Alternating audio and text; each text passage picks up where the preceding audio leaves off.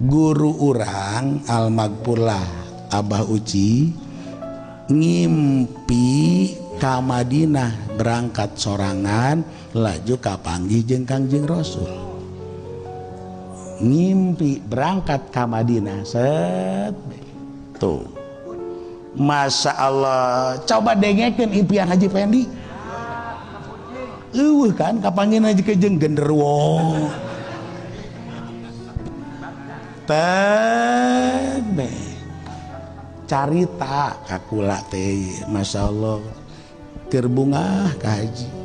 Aya naon ka Haji ngimpi ieu teh ka Madinah terus kapanggih jeung Kangjeng. Masya Allah bala tunggul menang sababaraha poe aya hatur salam ti Habib Lutfi teh hatur salam dina hatur salam teh kieu bilang ama Abah Uci kalau ke Madinah jangan sendirian aja, ajak dong.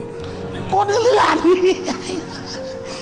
Masya Allah kaji kan begitu ya guru orang almarhum ngimpi sorangan kaditu ka Madinah set kapanggih ke Kangjeng Rasul terus laju kunaon Nabi Latif ngomongkeun kalau ke Madinah jangan sendirian, ajak atuh. Berarti kan jangan nonton kan. Masya Allah Habib Rojak kagak diajak tuh nonton impian kos gitu karane guna nu dibere rahasia ku Allah subhanahu wa ta'ala. Mantakan atuh ulah aneh para kiai-kiai nu dibere rahasia ku Allah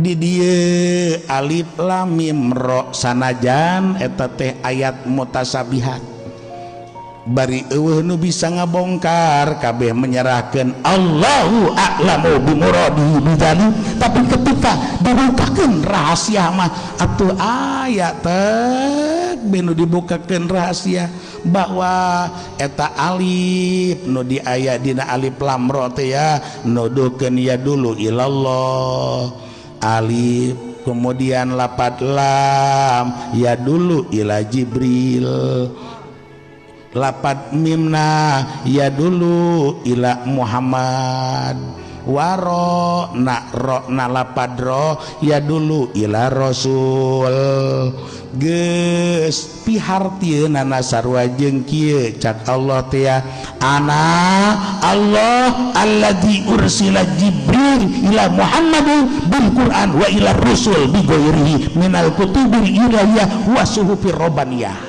sarua jeung